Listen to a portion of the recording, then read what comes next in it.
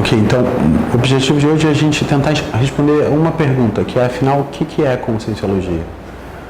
Então, esse termo tem um radical importante, que é a logia, que é justamente estudo e consciência.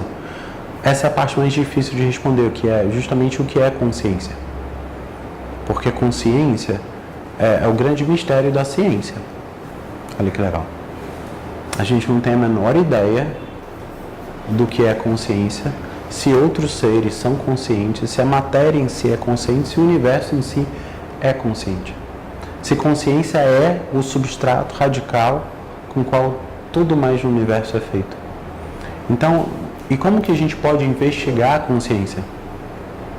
Já que com um EEG a gente mede as ondas cerebrais, com um aparelho de ressonância contínua você vê o movimento do sangue, o movimento elétrico acontecendo no cérebro ao vivo, mas o cérebro não é consciência.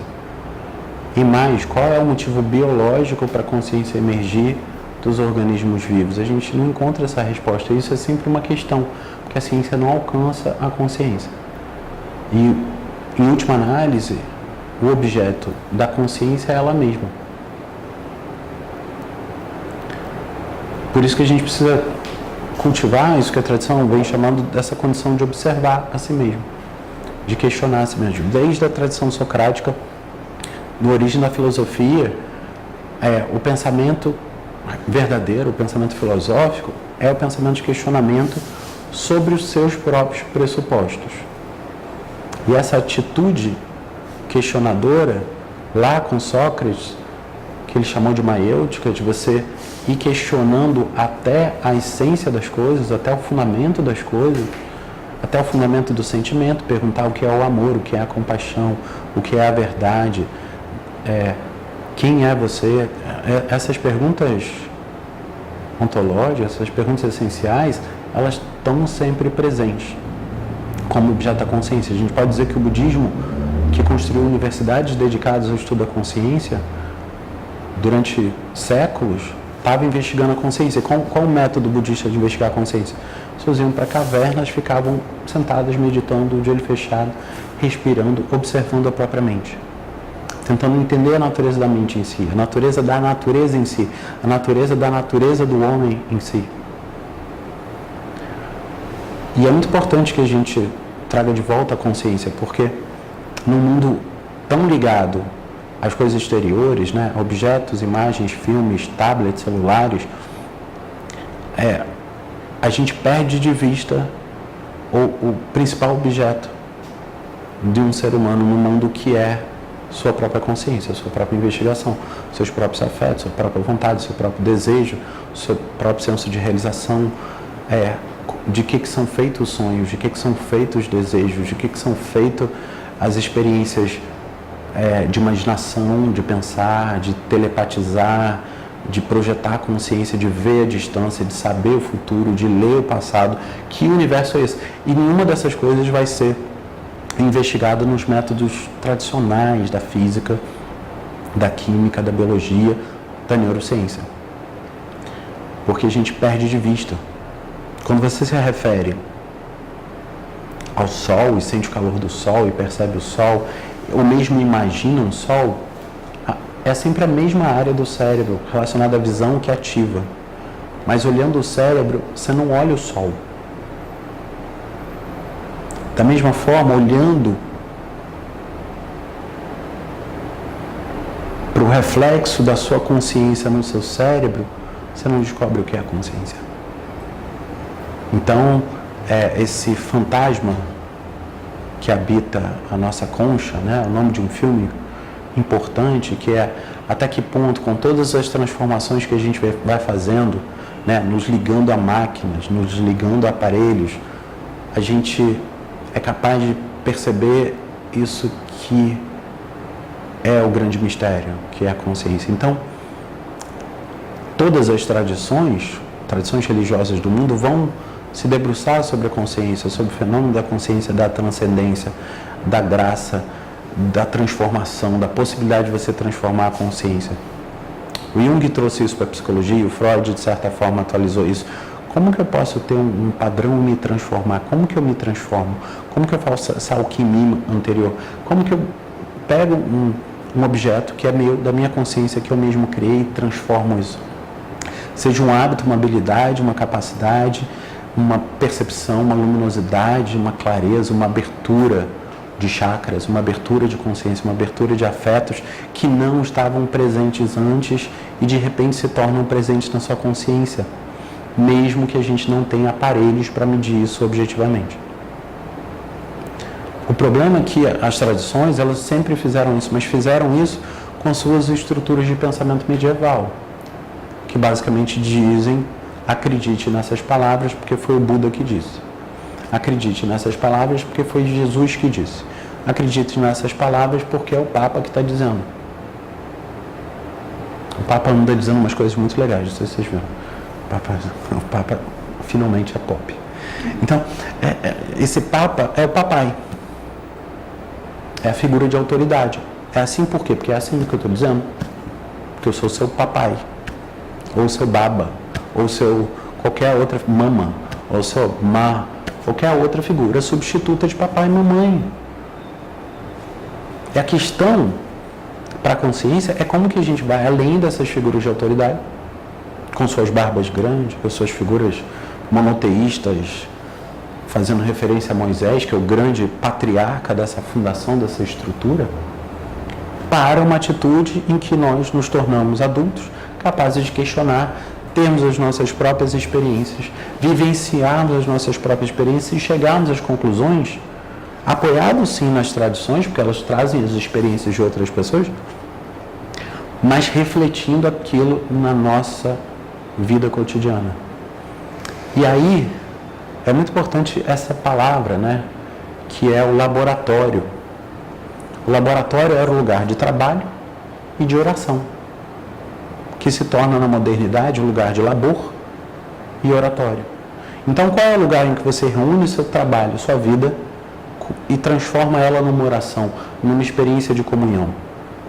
O laboratório não é esse lugar analítico das indústrias farmacêuticas e da química. As pessoas usam jalecos brancos para não se contaminarem. O laboratório é a própria vida.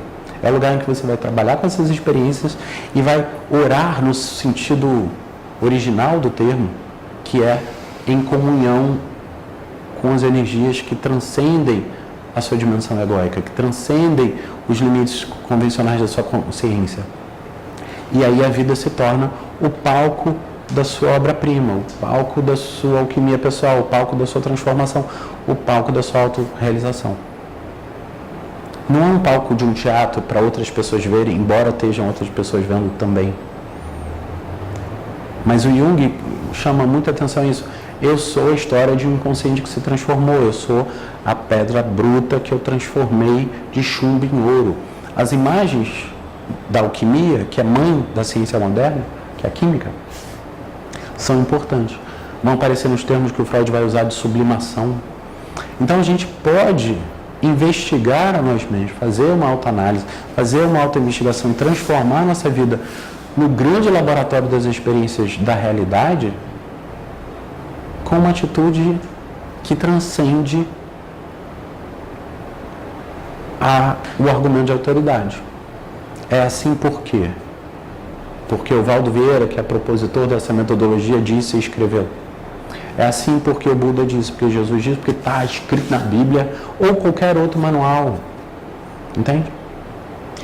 Quando a consciência se torna capaz de refletir sobre si mesmo, que é o que a gente chama de emergência do sapiens, a emergência do racional, a emergência do neocórtex, aí a gente pode, pela primeira vez na história, fazer o trajeto que antes eram de poucas pessoas, esses filósofos iluminados que pensavam com suas próprias cabeças. Olha que incrível. Agora, o grande barato é entender que esses filósofos não pensavam sozinhos. Sócrates tinha um daimon. O que é o daimon?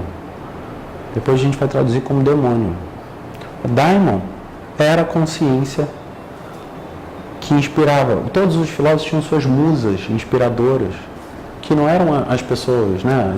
Lá na Idade Média, aquela moça bonitinha que você vai usar para pintar Não, a musa era uma deidade, era um ser psíquico que vinha e inspirava as pessoas. Elas sabiam que elas eram atravessamentos de energias transcendentais. E essa talvez seja a lição mais importante da Conscienciologia, que é a dificuldade da gente fazer as coisas sozinho. Não é sozinho porque você está fazendo sozinho, na solidão, sozinho. É sozinho, sem apoio de seres em condições multidimensionais para te guiar, para te orientar, para te dar suporte.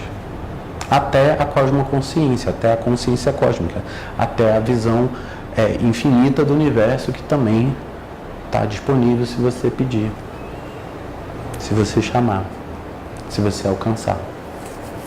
Isso é muito importante, porque liberta da maior parte das prisões existenciais modernas, que é a prisão, a posição dada pela natureza de filiação a papai e mamãe, que são esses grandes deuses do nosso imaginário. Quando a gente faz isso de verdade, a gente não precisa de padre. O que é o padre? É pastor, no latim, pastor. É pai, em latim. Não precisa de madre, que é mãe em latim. A madre superior, a mamãe e o papai, dizendo o que fazer. E esse momento é tão importante para a condição da psíquica, porque nasce um ser humano daí. É por isso que todos os mitos de heróis não têm pais.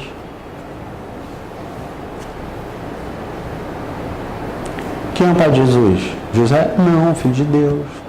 Concepção imaculada. Quem é o pai de Krishna? O rei lá? Não, Krishna também, concepção imaculada. Pai de Buda? Também não tem pai. Nasceu e parto sem dor. Todos os três, né? Imagina Maria gritando no meio dos bichos todos, de bezerro gritando tudo ao mesmo tempo, Maria urrando num parto natural. Não pode ter sido assim, meu Deus do céu, tem que ter sido sem dor. Então todos os heróis, todos os mitos heróicos têm a mesma função, porque é um trabalho enorme você fazer aquilo que o Freud chamou depois matar papai e mamãe. E a gente está falando isso porque a Conscienciologia, como todas as historinhas míticas, sofre com isso. O Valdo, que é um cara barbudo, sabe, igual Moisés, assim, criou essa ciência. E é muito importante que as pessoas que, como eu, passaram muitos anos fazendo essas práticas, a gente se liberte dessas figuras parentais, barbudas, com caras de papai e vovô, de Moisés, de Deus.